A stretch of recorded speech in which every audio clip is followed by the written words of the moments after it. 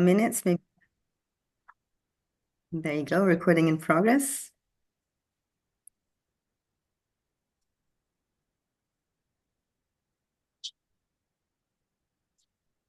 Delphine, maybe we can start. I would hand over to you. Absolutely. Thank you so much. Thank you, everyone, for joining us this afternoon during what may also be on your end one of the busiest periods of the year.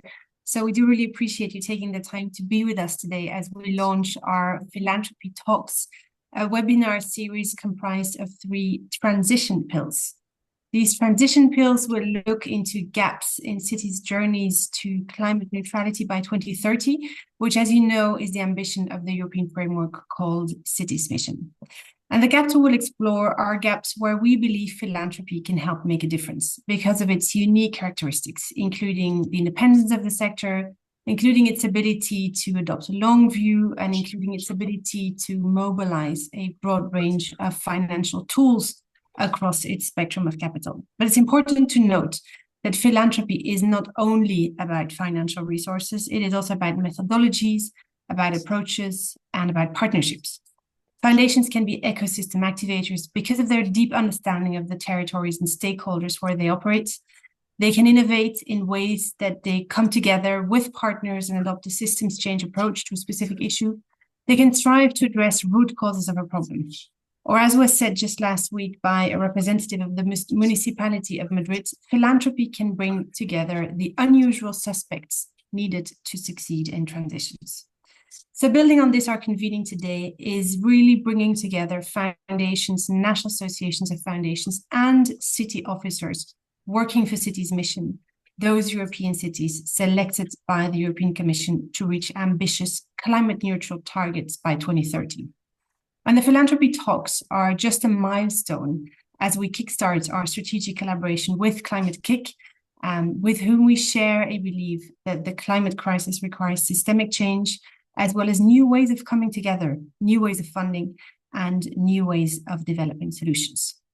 So this is why we aim to build a community committed of professionals from both philanthropy and city administrations, who is to engage together in the uncharted path of transitions. And I'd like to thank, in particular, also the mayor of Retzow, the deputy mayor of Bologna, and the climate city coordinator of Stockholm for being part of this conversation as we start with you today.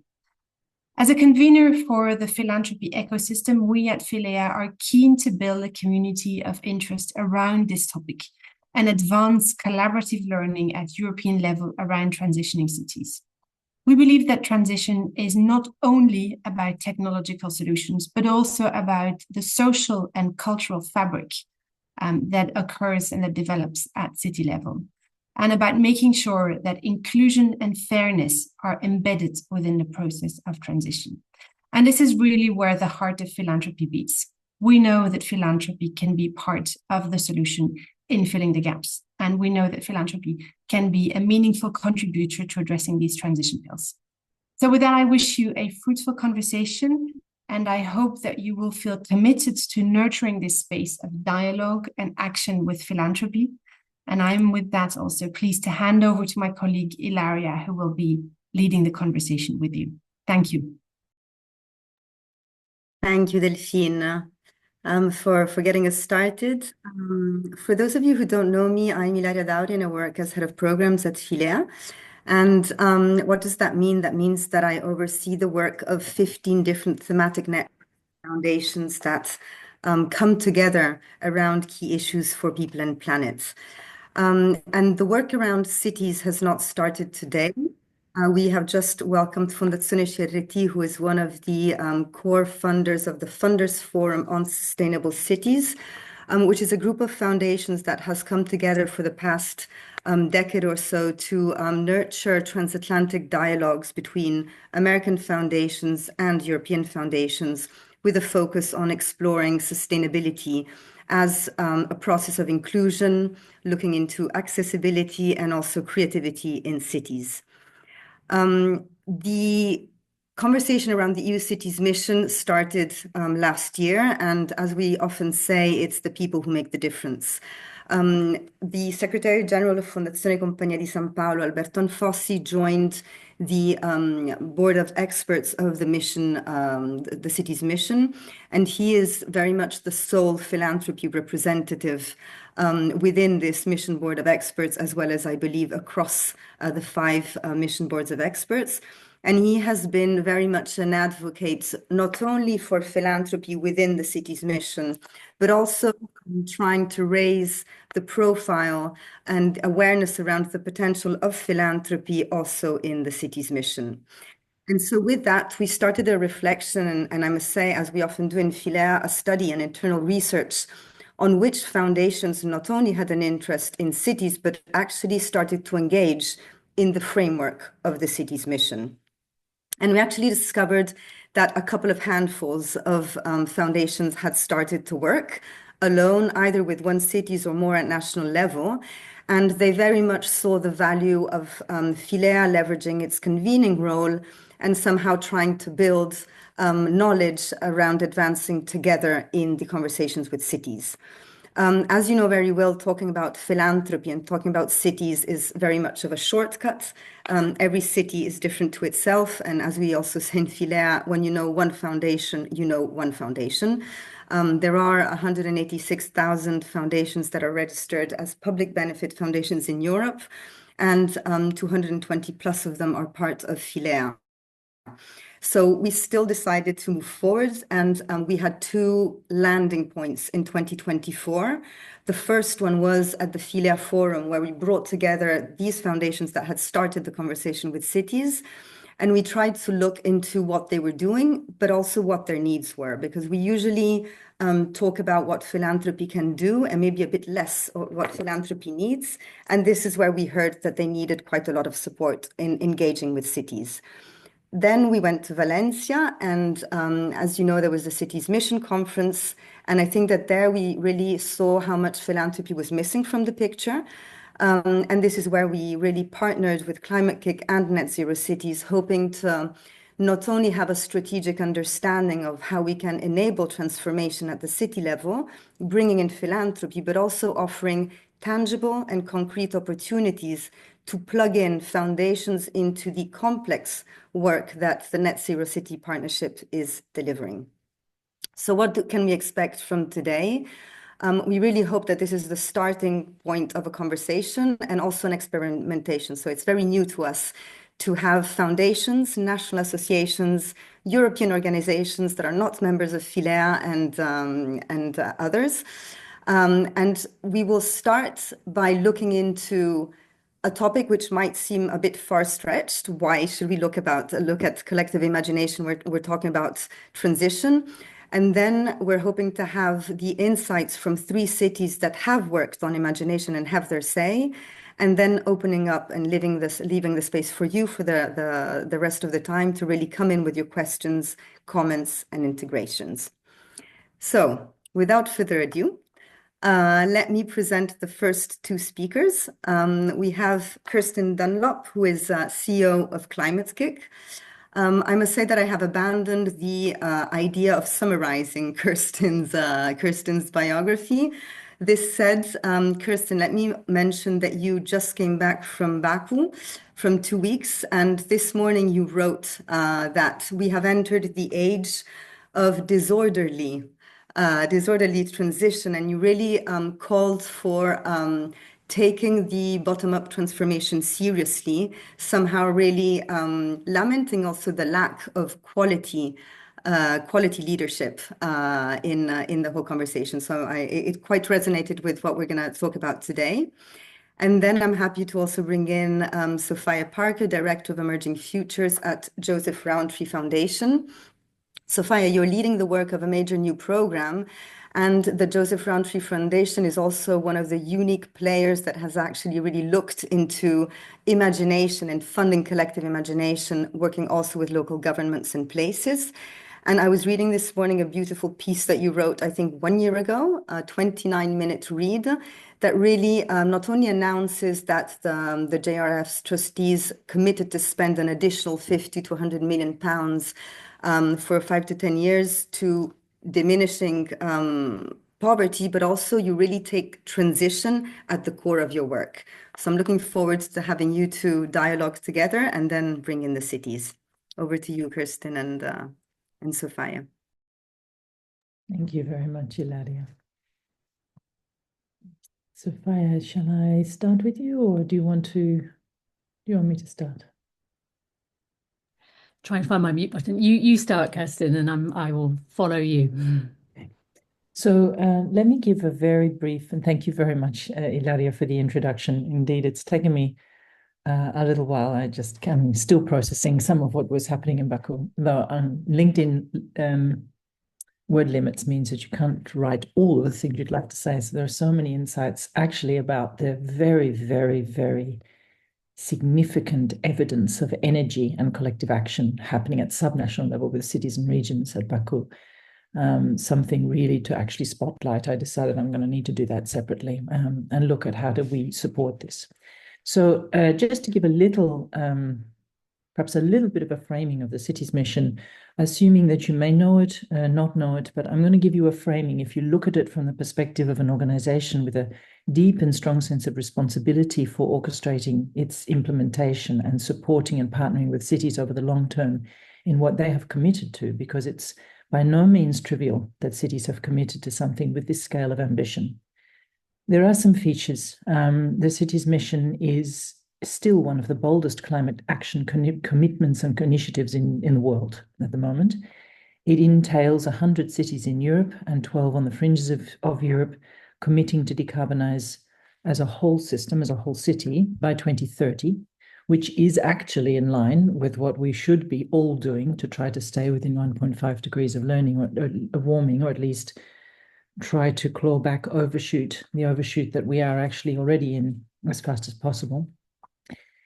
It therefore establishes an act of imagination in of itself, in the sense that it establishes a destination and a deadline for that destination that is in line with the scale of collective ambition that Europe came forward with the Green Deal, as a stretch exercise, as an exercise in both demonstrating the possibility that this kind of place-based transformation that is city-owned, sponsored, enabled, and led is possible, and that if one works in a very deeply grounded place-based logic, it's much easier for people of every walks of life, small businesses, big businesses, to understand the interdependencies and connections amongst the elements that are entailed in changing a city, from the waste and water to the built environment to transport energy systems to the way in which we think about public and private space and the way in which we conduct our lives.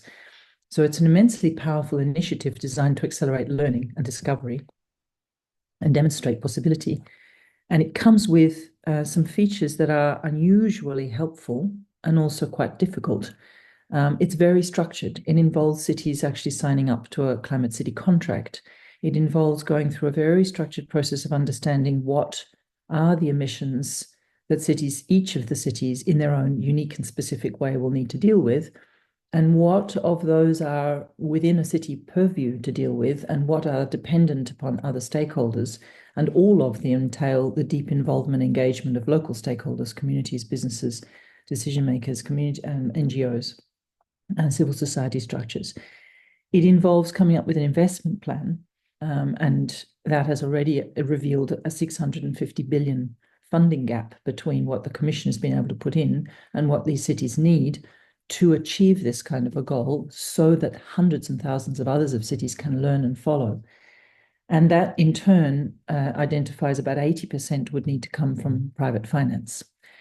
That's also very, very unusually unprecedented. It comes alongside that with a governance plan for multi-level governance, and innovation around multi-level governance as one of the absolutely critical enabling features of how cities might work in multi-level, multi-actor ways, and how they might work with one another and in regional contexts and in a pan-European context. And it identifies in so doing across all of those elements of unusual directional signal, steady directional signal, which is exactly what business and industry and finance is looking for. It also identifies nexus areas, ways in which transformations of the city in in community arts and culture, in health initiatives, in thinking about food security or relationships with land and territory and relating surrounding communities, are all tangled up in the notion of that kind of transformation, because you are working with the city as a whole scale. So it's unusual. And it opens up a number of interesting challenges, in the sense that the financing that is coming in from the Commission is catalytic. It has initiated the process. It's enabled many of these steps. It's enabled a lot of the work that you'll hear from our city representatives, the very, very hard work that's gone into meeting the requirements of information planning and calculation that has come so far.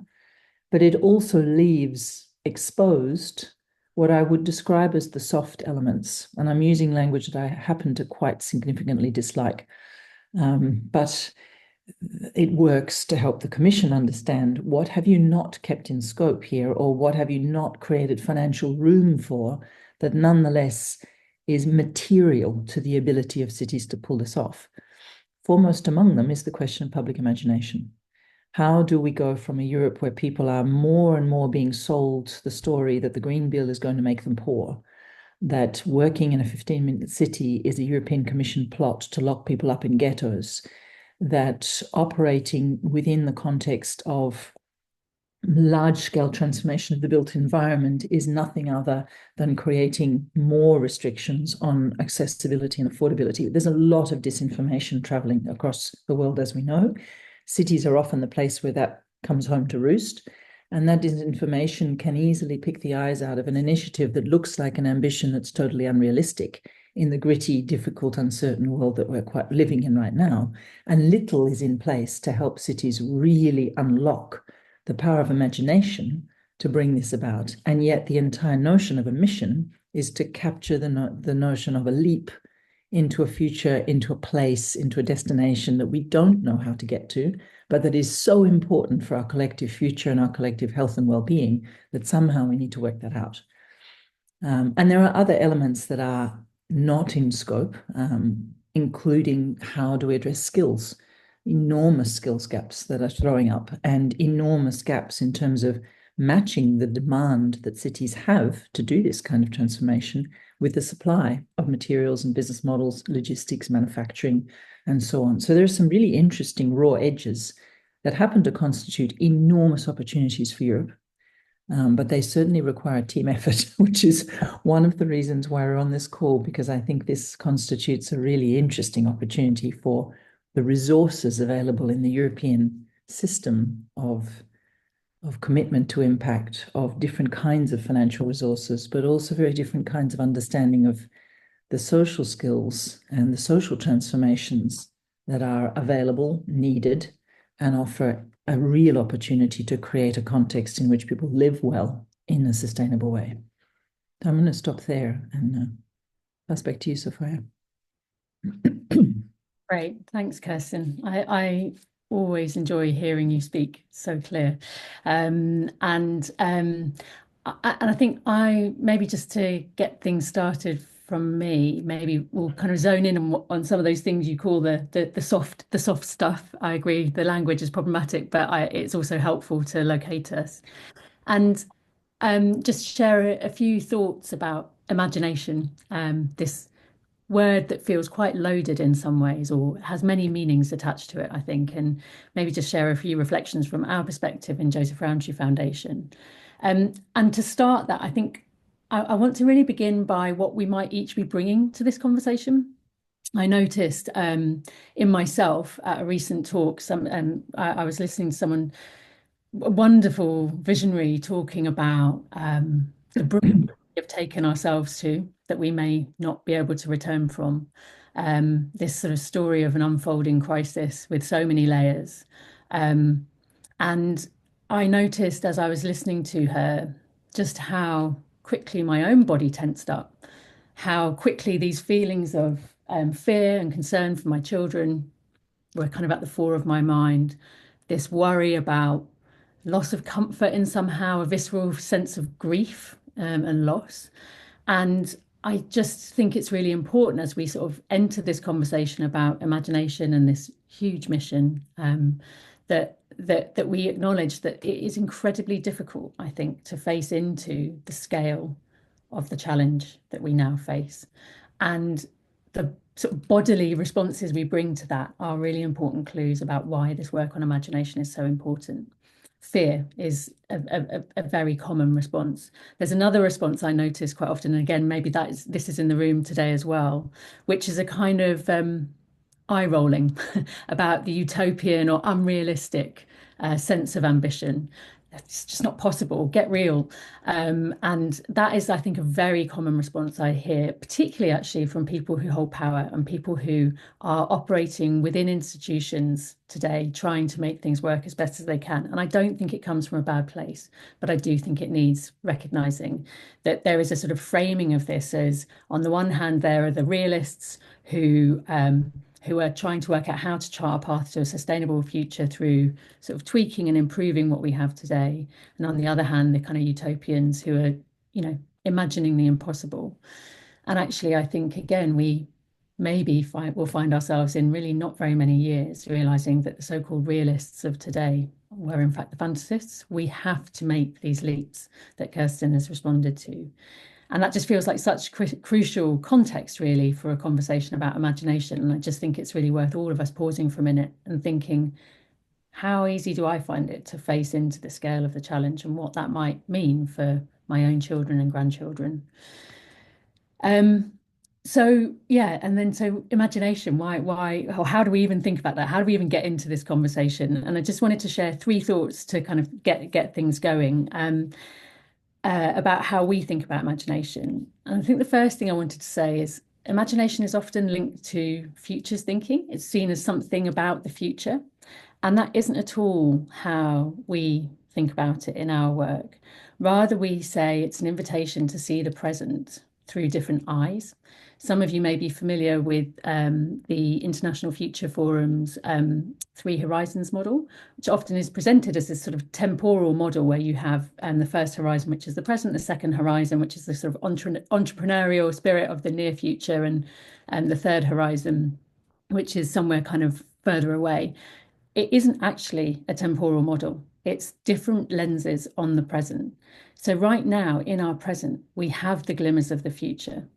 And our job, I think, in philanthropy is to get better at finding those glimmers, resourcing those glimmers, connecting them up, platforming them, shielding them, supporting them. And part of that work of seeing the present through new eyes, I think, is about understanding the blinkers that we have had on, the way in which kind of late stage capitalism has shaped our sense of what's possible, has shaped the way we understand the world. And actually, the imaginative act is beginning to see those blinkers and starting to wonder what may be beyond them, or what we may see if we were to take them off. So that's the first thing. Imagination is about the present as much as the future. The second thing I wanted to say is just around imagination and visioning. So I think there's often this idea that, well, we just need to imagine a better future. We need a blueprint for where we want to get to. And to some extent, that's true. We know that there are some things we just need to be aiming for. But I think it's also really important. I mean, my program of work is called Emerging Futures. It's plural. And I think that was a very deliberate choice, although our comms team didn't like it much and constantly tried to take the S off. There's only one future. But actually, I think it's really important that we talk about futures in the plural, to recognize that while we may have a sense of direction of where we're trying to get to, it may not be a destination as such yet, because we don't quite know yet what is needed, or we don't quite know how to get there. And so it's a sense of direction, it's a different set of coordinates, it's starting from a different place. And I think it's about expanding our horizons. So thinking about a shift from human to more than human, from separateness to interdependence, from a version of kind of Chronos time to Kairos time, deep time, going far back and far forward. And this sort of expansion of our horizons, this expansion of our perspectives that I think is so necessary for imagination, won't come through a sort of one-off brainstorming, visioning workshop. And I think we just need to be really upfront about that that it's a practice, it's a muscle we need to build. It's something that grows over time. It's about unlearning as well as learning. So I think that I wanted to say that. And I think the last thing to say just in these initial remarks is that I think it's really important, and I think particularly in cities, kind of often, you know, great engines of diversity, many different cultures meeting, and with all of the sort of social injustice and structural inequalities that then show up in these places, that we have to recognise that the work of imagination and healing are deeply intertwined. So dreams for our futures can't bypass the pain of the present. And I think in order to be able to imagine new things, imagine ourselves out of modernity and late stage capitalism, we have to be able to recognise the harm that those models have done to us, done to ourselves, done to each other, done to our planet. And so we talk a lot in JRF about the need to nurture and nourish new soil. And for us, that really is about understanding this kind of inextricable link between healing work and imagination work. If we don't want to just recreate the same ideas, and we need different soil, otherwise we're just growing from the same stuff, the same sort of arid and somewhat dry topsoil of our current systems. And I think people are yearning for this. And I think certainly in our experience, when you are able to start a conversation that invites people into a space of new possibilities and expanded horizons, beginning by exploring how the present is harming us, is a really, really important place and a critical part of ensuring that our futures are imagined by all of us, not just by the privileged few. So maybe I'll pause there. Thank you, Sophia. I'd love to come back to something that you said. I think it's really an interesting bridge into this session as a dialogue with cities that are involved in this initiative and how they might partner with foundations and philanthropy. This idea around almost a sort of deliberately played cynicism on the possibility of the possibility of healing, the possibility of transformation, the possibility of unlocking alternatives. Because I've actually just literally been dealing with some of the outcomes of a journalist in Sweden that has gone out on record saying that the 2030 goal of the city's mission is just, dangerous fiction, and cities shouldn't be signing up to it. And it's, if they are, don't trust your politicians. It's just the same feeding message. And I think there's a very intriguing question here around, as a historian of cities, which was actually my origins long time ago, one of the things that is remarkable about medieval and Renaissance European cities is the extent to which they use building programs as deliberate acts of public imagination. Florence built walls that were eight times larger than the size of the city, hundreds of years before the city grew to occupy the space within it. Siena depicted a future for itself, which it kind of then instituted laws and regulations to try to bring about. There's really interesting ways of shaping a sense of hope, possibility, meaning, and connection in cities, particularly as places where we play out our understanding of formal structures and informal structures and relationships with one another and with the present as an extended present into the future. So I think that's one of the reasons why we wanted to start this seminar series with, of all of the various acupuncture points that this particular initiative offers to the European citizenry and to European policymakers, civil society, financial institutions, starting with the way in which cities unlock our sense of possibility and hope, and can literally be the stages on which we play out, making it possible to live differently and well, and not, the inevitable polarization, if you've got to choose this or choose that, is a very powerful thing. So I'm figuring that between the two of us, we've probably taken as much time as we should for now.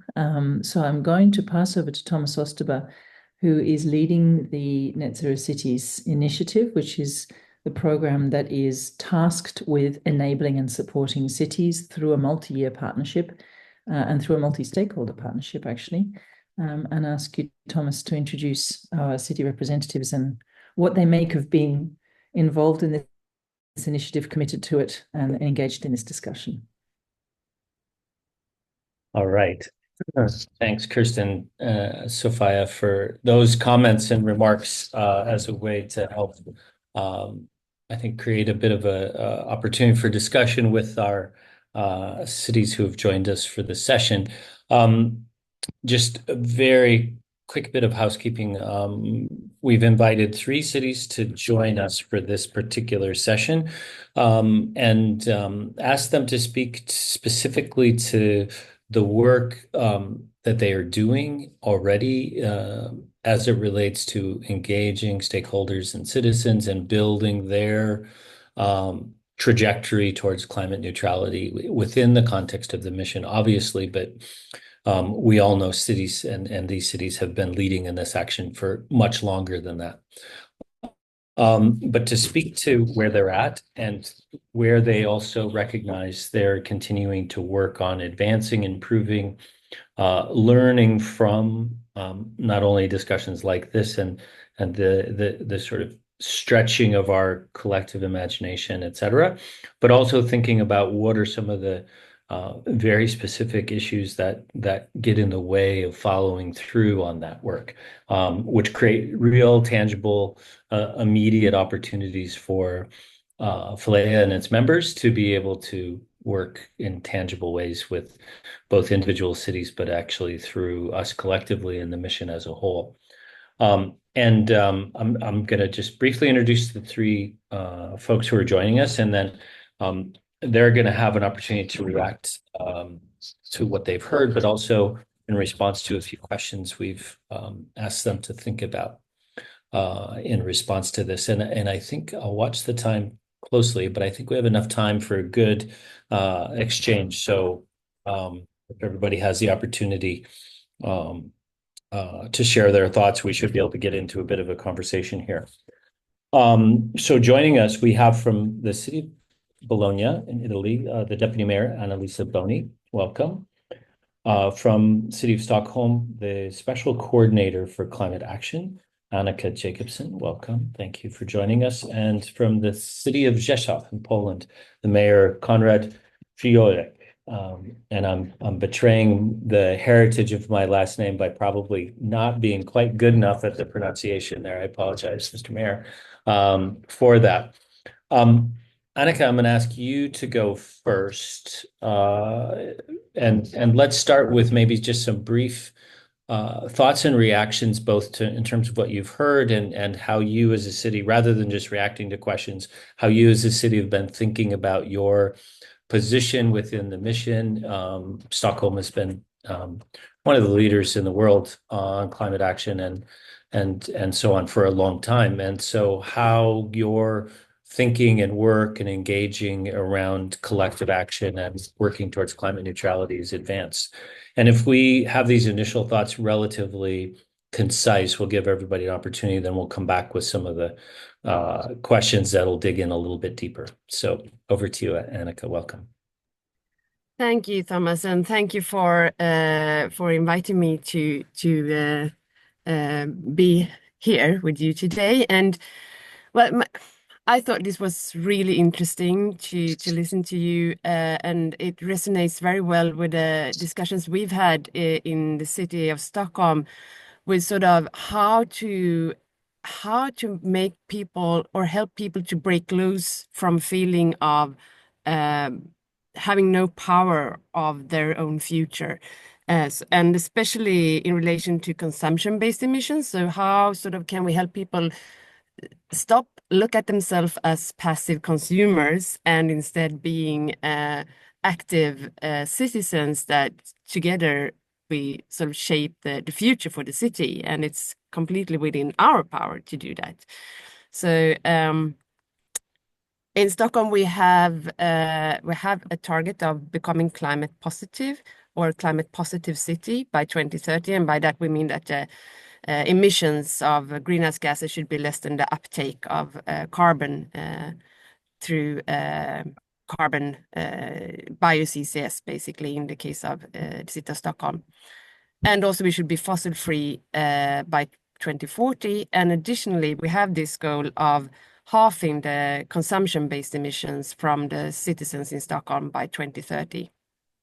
And we also have a political vision for Stockholm to be a global leader for the climate transition and a role model for other cities worldwide. And I think especially when it comes to the consumption-based emissions, there's a huge potential, and not only because the consumption-based emissions are 5 times higher in the city of Stockholm than the territorial emissions, but also if we can sort of change the narratives and the motivators around consumption patterns in Sweden, then or in Stockholm, then that can also have great impact outside of Stockholm.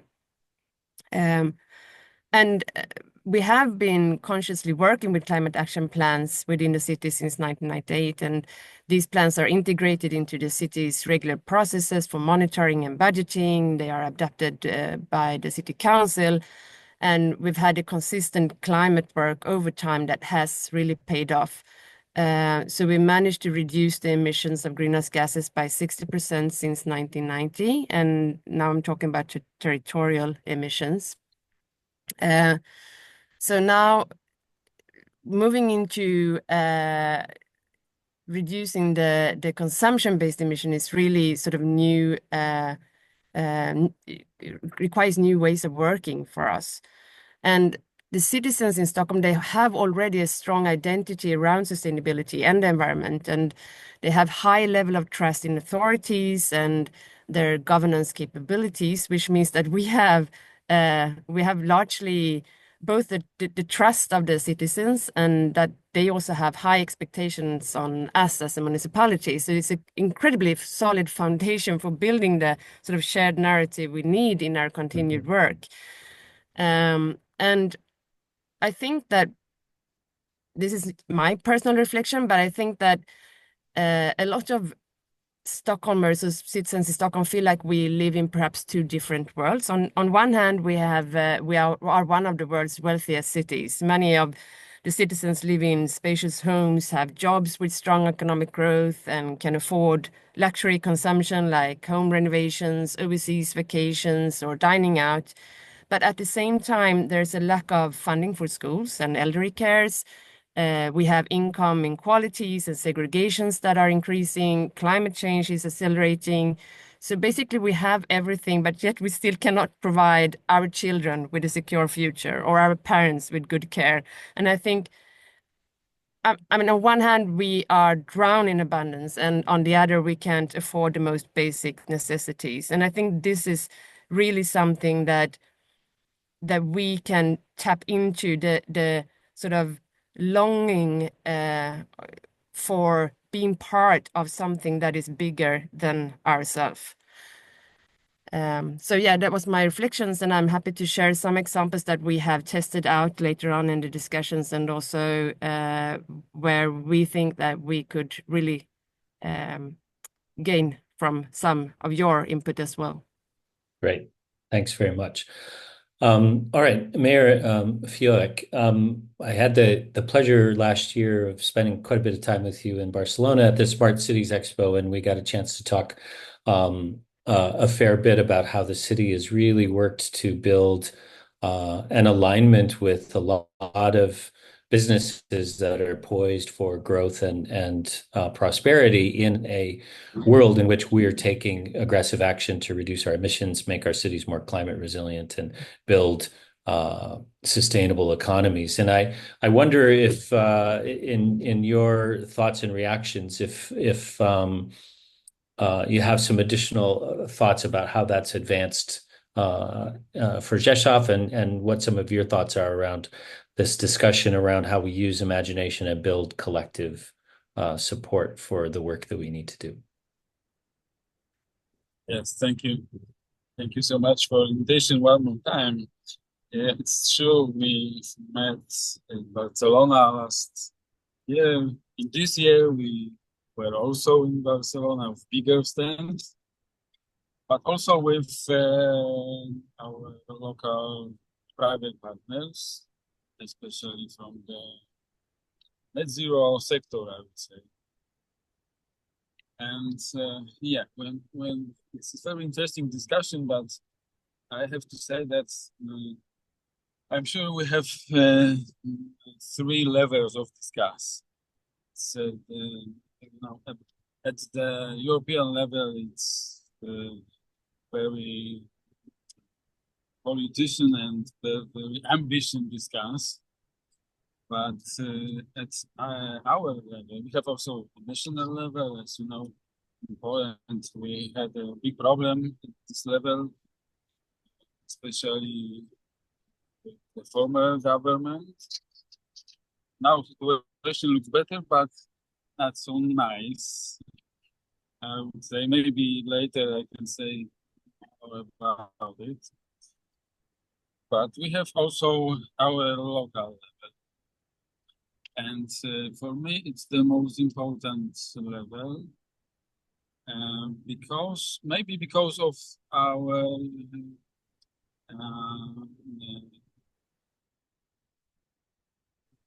how to say, maybe because we are not so big city, we're a compact city, not so big, not so small. It's easier to implement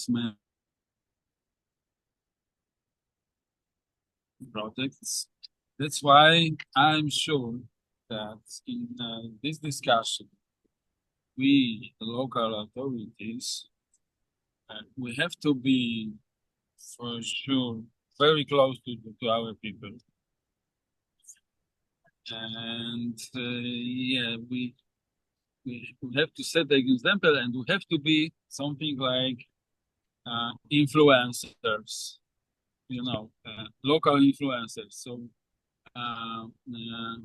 it's important because when our society discuss about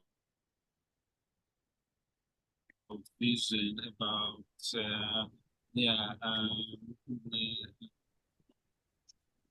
transition, about how important it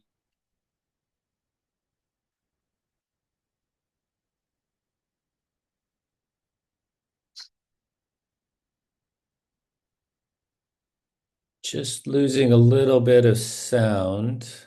Could be a bad patch. Let me just see if it doesn't resolve. We'll circle back. Let's see.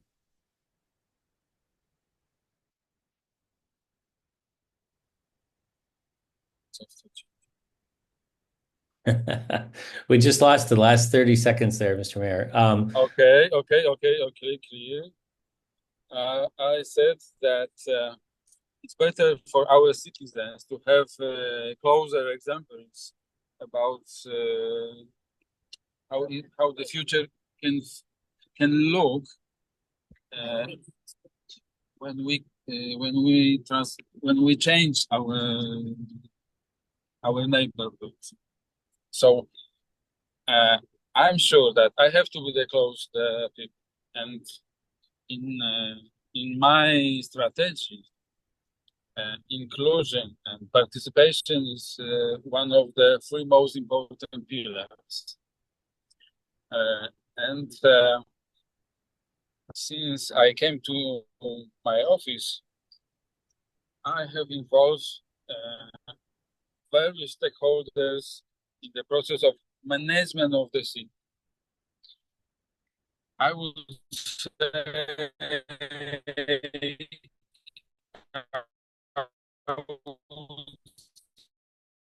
even say that to commend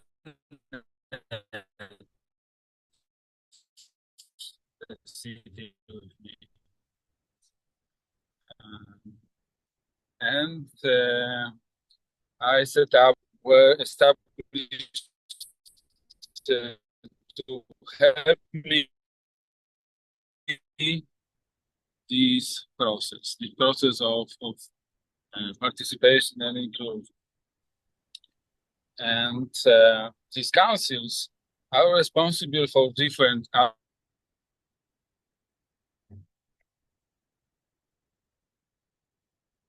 think we're having just a little bit of municipality, women, so, and of course business. I have two sounds. And, I'm sorry because we are on the road and I have difficulties with hearing.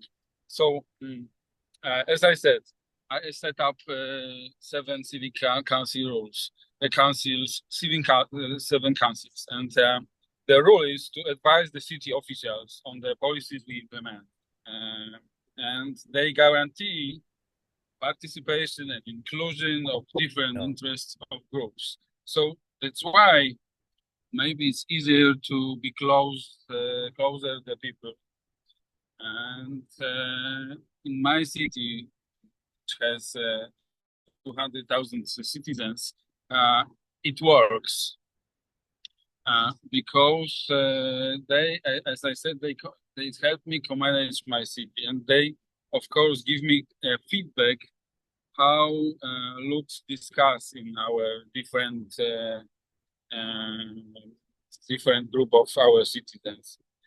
And when I am close to the discuss, I can give them many good examples, and of course we have it in our cities. Maybe later I can say more about it. Sure. Of course, I have many another tools in this participation in inclusive inclusion process. But the most advanced solution it's a civic panel. I organized a civic panel in a climate neutrality tema, and involve a representative group of citizens to set goals for the municipality that will let us become climate neutral. And the result of the panel is a set of recommendations for the cities, for the city, in the field of energy, in the field of mobility, in the field of biodiversity. And I promised to this panel that I, local authority, local mayor, I will do it. And through this way, I am now creditable for these people, creditable also for our citizens, and they know that I gave them part of the power to create our reality. Okay, thank you for that. I think we hit a natural pausing point just to give you a chance to get back into the connectivity zone. All right, let's keep moving along. And Deputy Mayor Annalisa Boni, so welcome your thoughts and reactions to what you've heard. And I know Bologna has been really held up as a model for a lot of creative citizen engagement activity and governance. And so you might want to sort of share some of your reflections on that, and then we'll give ourselves hopefully a bit of time to go around with a bit more specific questions to follow up on. So over to you. Thanks.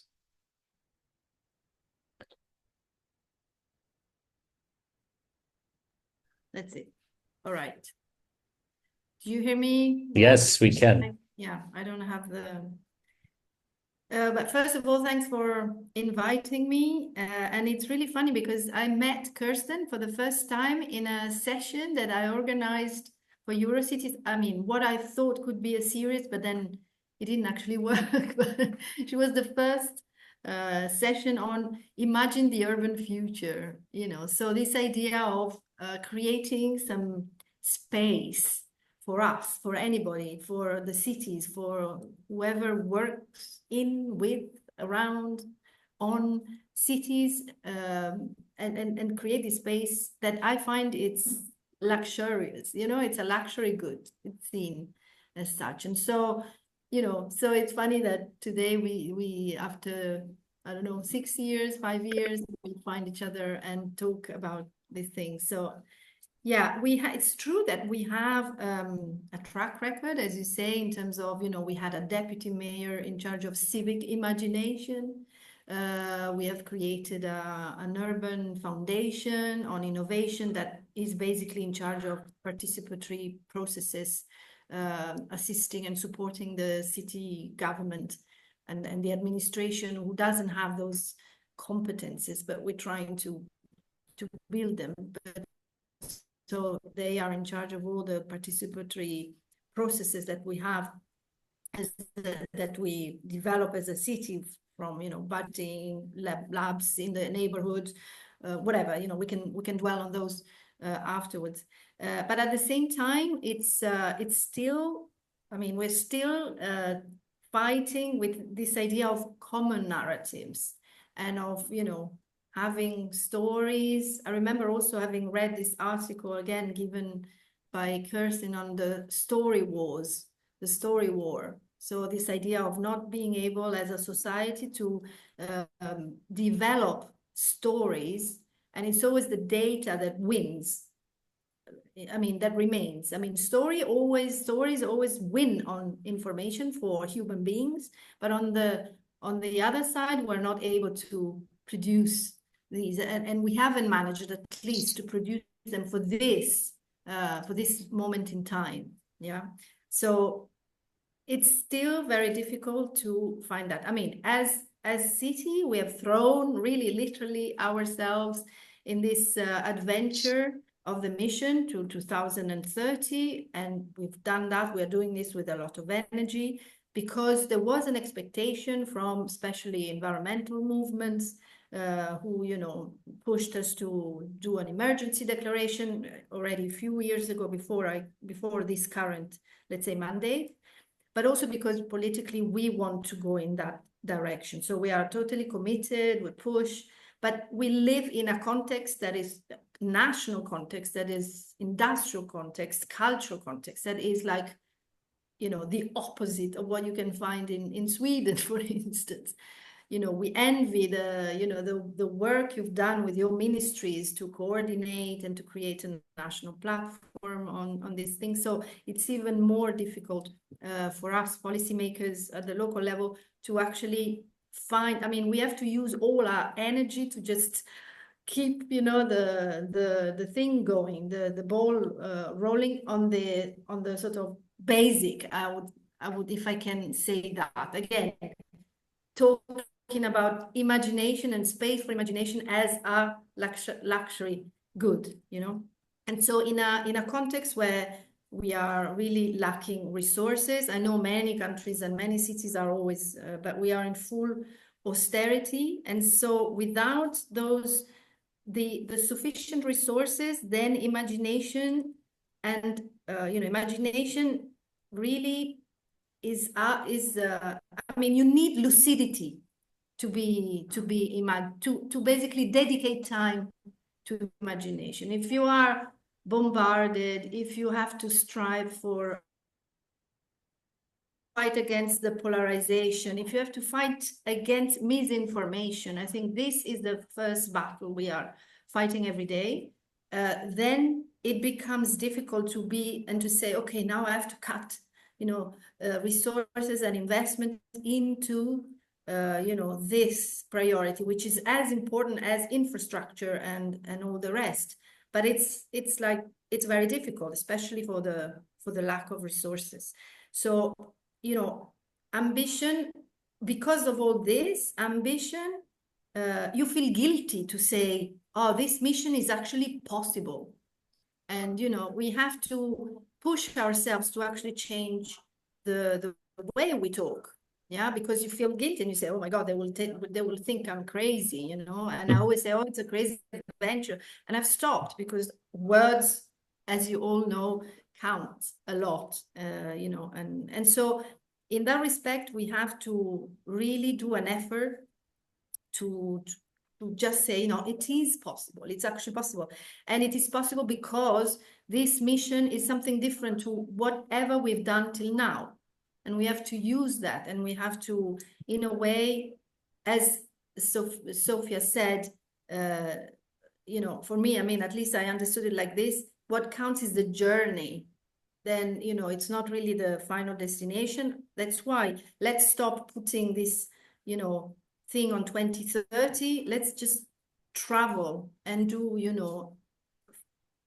everything you can in this journey to achieve 2030. Okay, but the journey is what counts. So help on this kind of, equip ourselves. I think the first to be helped is policymakers, because then they can help citizens or anyway, communities or things like that, or at least also policymakers. You can, of course, there are others, but we for sure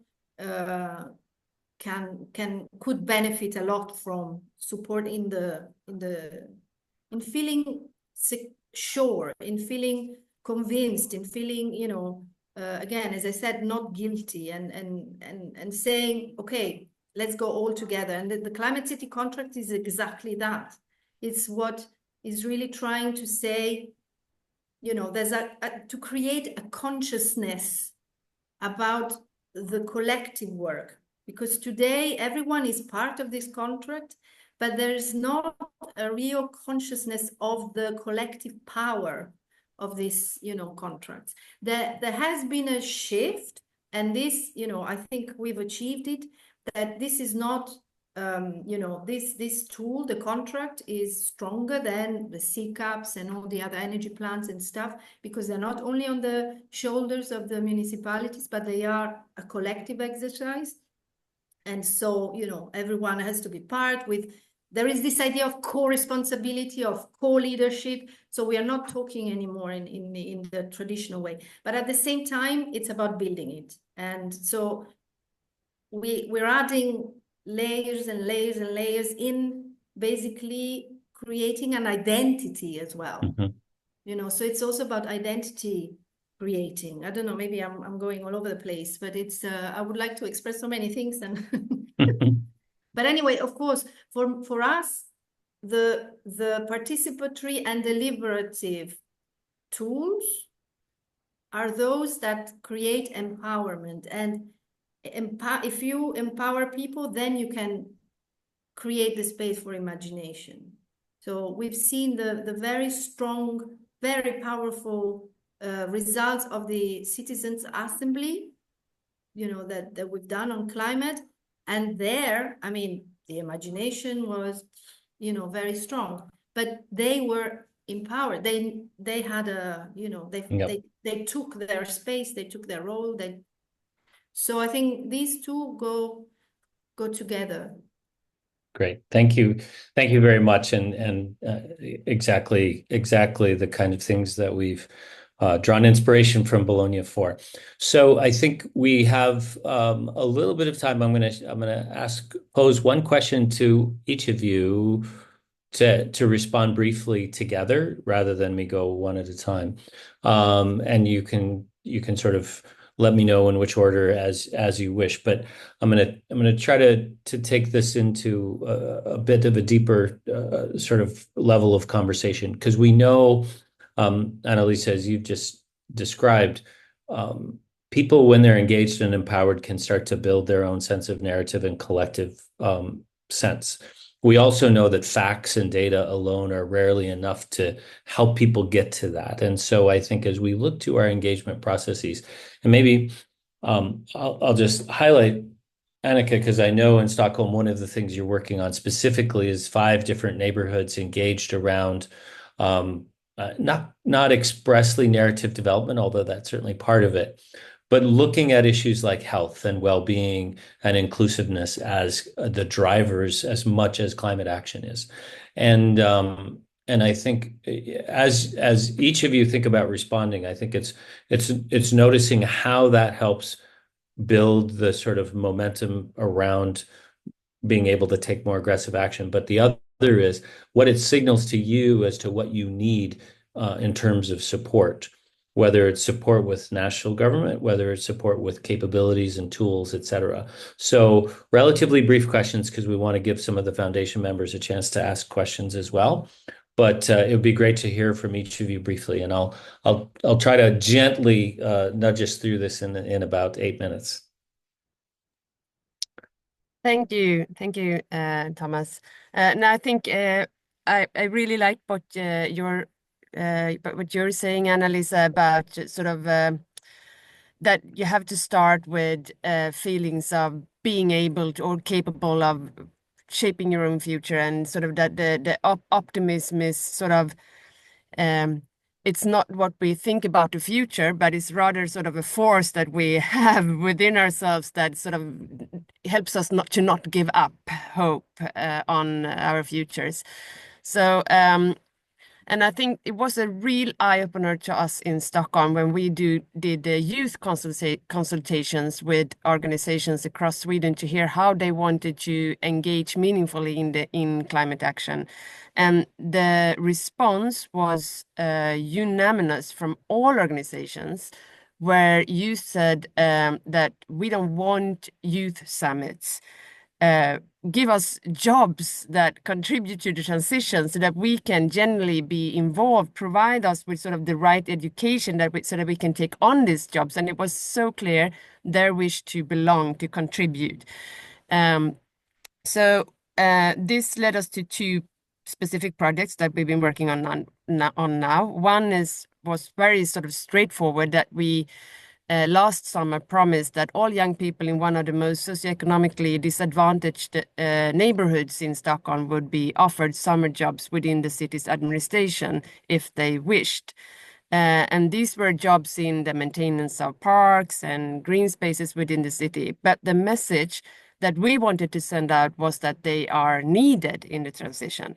And it received so positive response, both from the youth and citizens in general.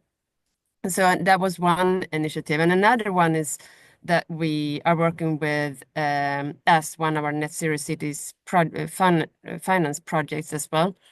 And where we invite participants to develop proposal for local actions, which are then tested, followed up on, and evaluated after 1 year, with the aim of sort of scaling them up and replicate them in other parts of the city. And the projects that are being scaled up and spread to other parts are those that can prove that they contribute to both climate transition and improved health, as Thomas said. So we have specific themes for this project, which relates to consumption-based emissions, which are plastic, energy, and local food production. This is also a way of sort of involve the strength of citizen engagement in our work. And we would really like to explore this more. So how can we root our actions in citizens' involvement, and strengthen also their feeling of that they are capable of taking control of their own future, moving away from being a passive consumer. Right. So what we need in terms of this is, I think, definitely good examples that we can learn from, that we can share. I think also there's a huge pressure on us that all the money that we spend should result or should convert to emission reductions directly, sort of calculate the CO2 effects of each penny. And that is, of course, not possible in these kind of projects where you have to build a self-esteem first and then sort of use that engagement to do something bigger. So that is sort of a challenge that we have. How can we sort of describe these projects, and then we use narratives as health and sort of co-benefits from climate transition, but also sometimes that is not easy to find these direct linked co-benefits either. Right. So this is a challenge. Right. Great. Thank you so much. All right, Mr. Mayor, over to you if you have some specific thoughts around some of the questions here.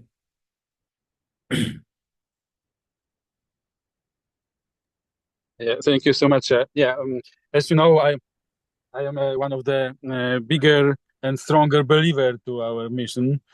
also that's why I'm personally engaged to our almost every project. And I would say that we are working now with mainly with two groups.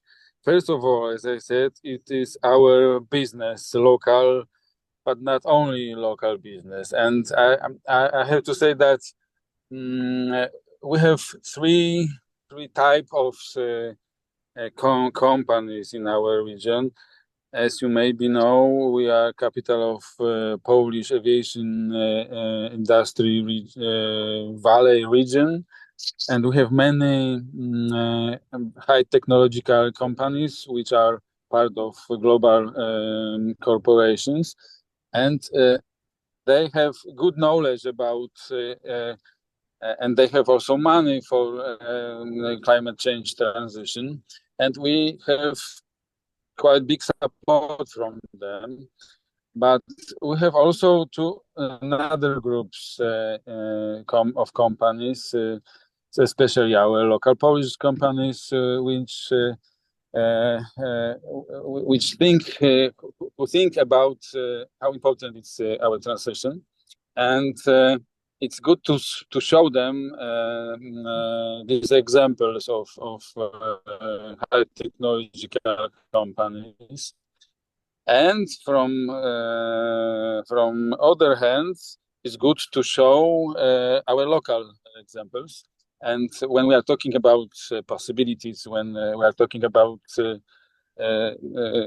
how important and is it possible to be climate neutral? It's good to show them good examples, and I'm trying to show them good examples. For example, I show them my water and sewage company, which is now in 50% climate neutral, and I said them, don't worry, it is possible, because even me, public sector, I invest a lot in this company, and our company is now, as I said, in 50% neutral. So it is possible. It is not too expensive and not too ambitious. And you can do it also. You can do it too in Polish companies. So we have many different examples. For example, we are trying to buy 20% of 20 buses, hydrogen buses, but we are working also in parallel. We are working with private company which trying to establish hydrogen fuel station for these buses. And it is good example of cooperation between public and private sector in this very expensive and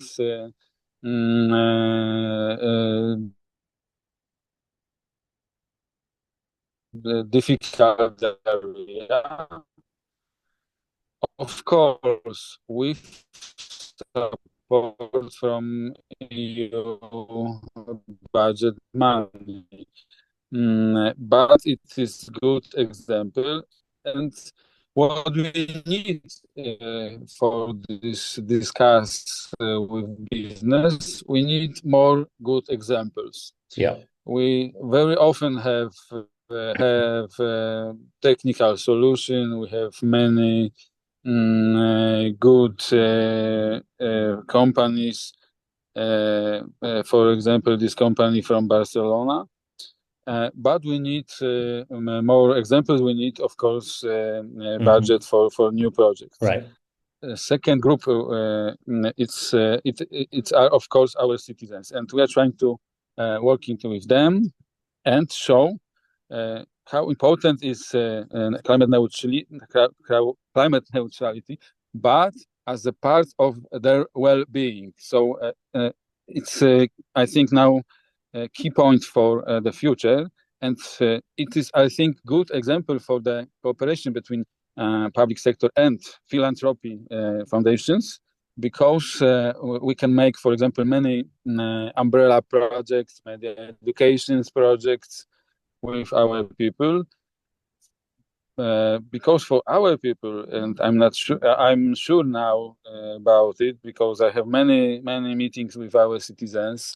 As I said, we are not so big city. Yeah. Yep.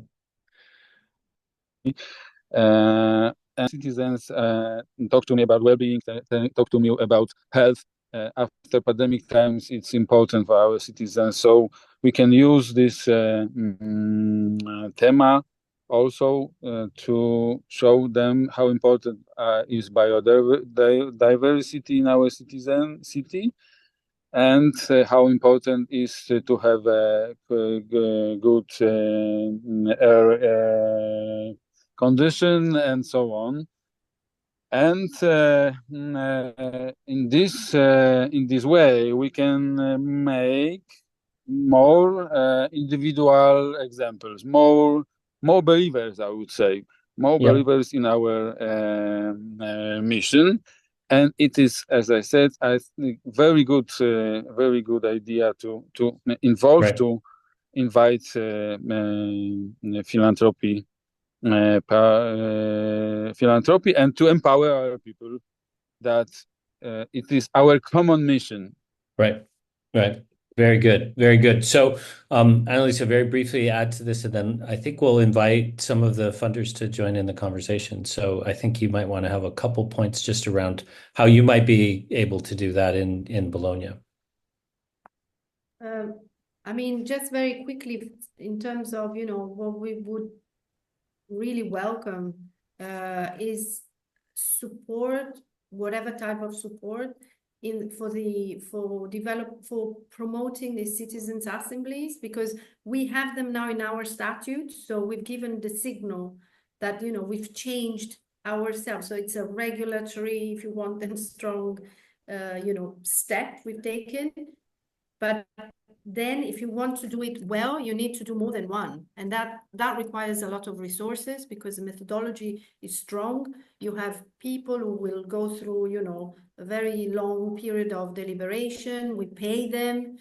We pay for babysitting services. We really give the maximum of condition for them to actually play that role. And if you want to do it well, you need resources. And the other thing, it's really about cultural change inside administrations, but not your classical training program, something different, something innovative that can really help them to feel agents of change and empowered as well.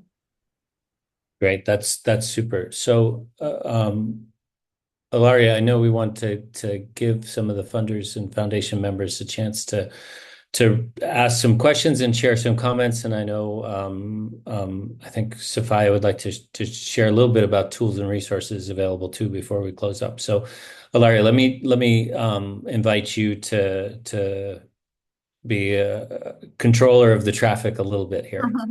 Thank you. I hope that there will be traffic. So I'm just going to open back the floor to foundations and national associations that are still here with us, because I really think that you have questions and also experiences to share.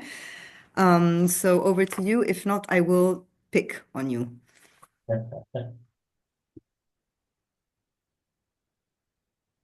We have Caruso Gulbenkian, European Cultural Foundation, Joseph Roundtree, Daniele Messina from Monte dei Paschi. Sara Liporati, I think, left, but I know she had questions that I can bring to the table. So feel free to just unmute yourself and come in. I go in first, Ilaria, is that okay? Yeah, please. Okay, hello. Maciej Hoffman from European Cultural Foundation. So I was listening attentively and I was putting things to share in the chat. I wasn't sure whether we'll have some room to share, but I'm happy to do that. So what you were all saying about collective imagination, diversity, and hope was really resonating well with me, and I'm sure my colleagues from European Cultural Foundation would agree as well. So yeah, some of the actions I wanted to share with you, and I also see how I think foundations and philanthropy has a big role to play, and culture, of course, has a big role to play in looking at, imagining the future and the futures and how culture can work around climate transition. So the example we have as a foundation, we've been working for 70 years now as ECF with different grants and programs, but one of our most recent, I would say, funds, Culture of Solidarity Fund, which was started as essentially a bit of an emergency mechanism for cultural and creative sectors under COVID. But what happened last year, we did have two editions around the topic of just transition. And you can see the links that I shared. You can read about the grantees. But one edition, I think, also particularly interesting because in itself, that round, the so-called Just Transition Interregional Edition, as we call that, was a partnership between our foundation, but then also Fondazione Cariplo, Fondazione Compagnia di San Paolo, Fondazione Cerce, and Fondazione Certe. So it was really directed towards the work in some specific regions. I think this is also very interesting. And another example I shared is EU-funded project. You might be actually, some of you at least, familiar with. It's called CRAFT, Creating Actionable Futures. And it's a Horizon Europe funded project. And the New European Bauhaus project as well. So us as European Cultural Foundation, we have a role of, I would say, community catalyzer maybe in that project. And the idea is also to try and have a bridge between EU mission on climate neutral and smart cities and the New European Bauhaus. And here I'm also very happy, Annalisa, that actually we have Bologna among one of the three sandbox cities in which we are experimenting. So these are actually Amsterdam, Bologna, and Prague. And just to say, more than a month ago now, we actually had an occasion to have a colleague from Urban Innovation Foundation talking about Climate Citizens Assembly at an event we held at European Week of Regions and Cities. And this is very inspiring. I mean, if you go up the website of the project, you will find, of course, the Climate Citizens Assembly among the cases. And yeah, I mean, the project is coming to an end in April. But we'll see. Of course, there is, quite some discussion, and as a foundation too, we're very close to the city administration. In our case, Amsterdam. So we are looking at ways in which we can also partner. So yeah, I'm very happy to share that. And again, thank you for the opportunity. Thank you much, and I hope that European Cultural Foundation will be part of this group that we are consolidating, because I think that you will have a lot of experience and also needs that are quite clear, and time has come to really bring those together, while we also have to make sure that cities and philanthropy get to know each other better. We have learned that there are quite a lot of uncharted territories that foundations can support. Annalisa, you talked about citizens' assembly, cultural change from within the organizations, the administrations, but also narrative change and all of that. We have asked in the registration questions quite a few questions to the foundations to share some examples. And also, I wanted to mention that Compagnia di San Paolo had a very precise question. Unfortunately, Sarah left, which is, do you have, so you intended Net Zero Cities, an understanding of which foundations are present in the cities that are part of the entire process? What we did from the philea perspective is that we listed all of these cities, and then we looked into our membership and we matched them both with foundations as well as national associations. Unfortunately, Cifero left. But there's a wealth of capacity both in community foundations and in national associations that I believe should be brought to the table. So one question is there that kind of understanding? If not, what can we do together? And then maybe opening up to others. Sofia, I know you want to come in. I'm hoping that Caluste and Monte dei Paschi come in. Otherwise, it will be on you. And then we can slowly close. Very quickly, Ilaria, on this question of mapping. No, the short answer is no, there's not. I am discussing with someone who built a climate finance tracker of philanthropic and investment funding on climate for the US to do exactly that for Europe, starting with the cities and foundations because it's the easiest point of entry. But that's in the works. Super. Thank you so much for that.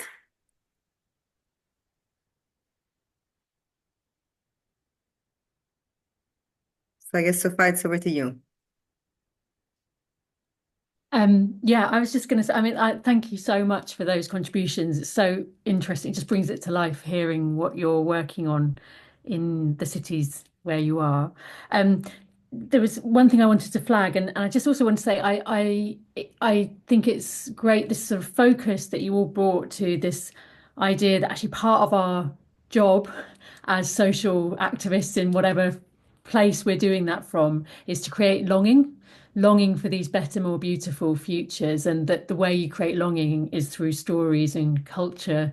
And it reminds me of something that Azul Duk, who is part of the Gesturing Towards Decolonial Futures collective, she talks about this as it's not an information battle, it's recognizing that we're dealing with an addiction to certain ways of life.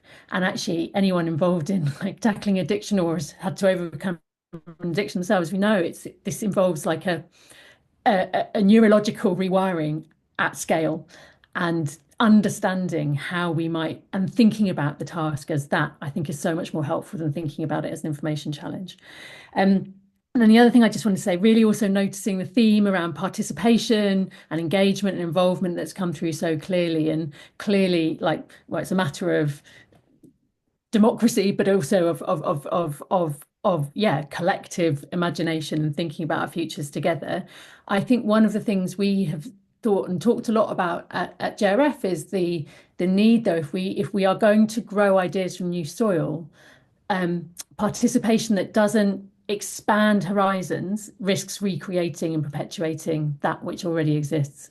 And so we've given a lot of thought to that, and we in September published an imagination toolkit, which I'll pop the link in the chat in a second. Oh, thank you, Ilaria. Magic, it appeared. Yeah, so this toolkit, it's basically a collection of just wonderful materials, some audio, some practice-based, some somatic, a whole range of different practices that I hope might be of value to you and partners you're working with, to step into this more imaginative, more expansive space. And I think what it really underlines is that that participation takes many forms. And actually imaginative participation which takes people beyond the way things are now, participation that helps people see that solutions can be dreamt up way beyond what is right in front of us, will require some different modes of engagement and some different exercises. So yeah, enjoy, make a cup of tea, sit in a quiet room somewhere and just dive in, because there's some really beautiful material in that toolkit. I'm really proud of it. And I think there's also the civic imagination of Bologna, Office of Bologna.